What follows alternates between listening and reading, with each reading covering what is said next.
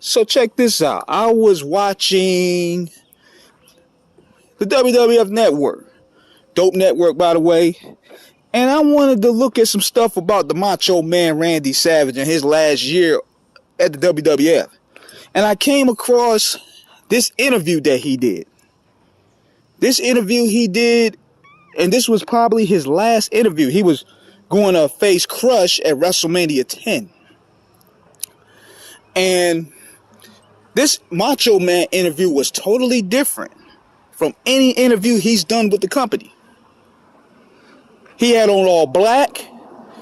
He was serious this time around. Now, he didn't play on his catchphrases. He didn't go, ooh, yeah, dig it. None of that. He was shooting as Randy Poffo. You didn't see Randy Savage. You had Randy Poffo here. And see, this time he was getting personal. And he also mixed it within the story.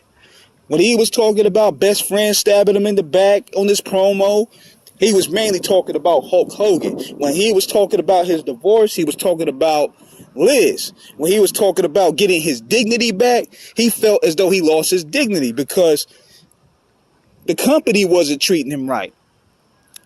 The company wasn't treating him right at all because he felt he could contribute more than just sitting to the desk. Now, in the WWF argument, they wanted to focus on new talent, and I understand that.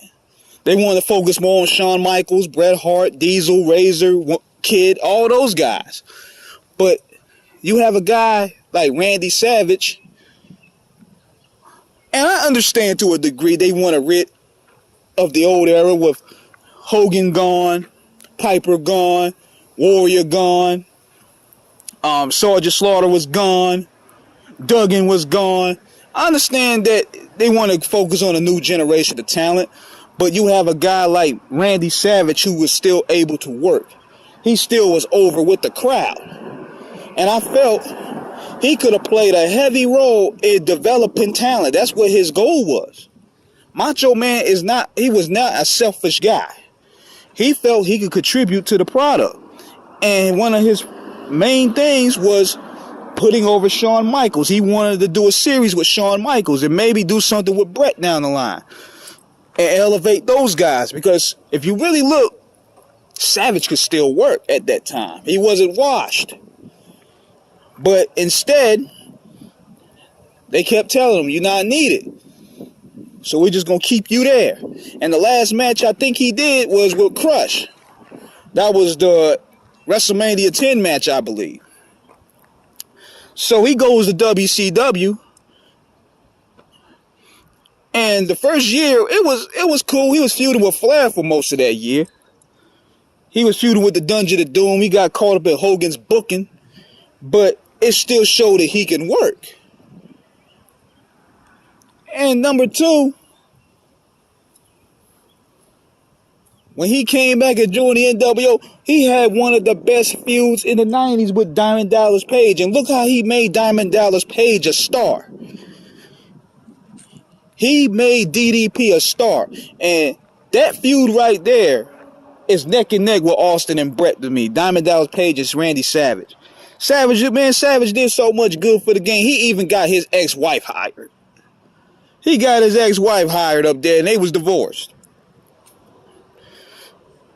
But then, after, I think when he hurt his leg, and he hurt his leg in 98 and disappeared for the rest of the year. Then he came back the following year. He was a little slower. He was a little bigger. I mean, he still had the intensity, but he wasn't as mobile as he was. He was slower. And I hated to see that. But Randy Savage in the Attitude Era would have been a menace. Could you imagine how crazy that would have been? A Randy Savage versus Stone Cold Steve Austin feud? Come on, man. And Savage could still go around that time? Had he didn't hurt his leg in 98? My God. Randy Savage and The Rock. And Savage knew how to move with the times? Oh, man.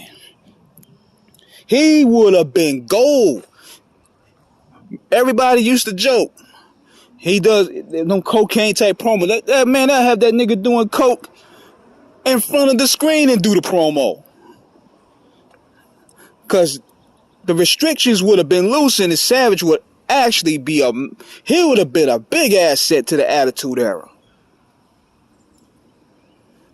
But let me know what you guys think, man. I think they kind of fumbled him on that, man. But let me know what you guys think. Subscribe, hit the like button. Peace.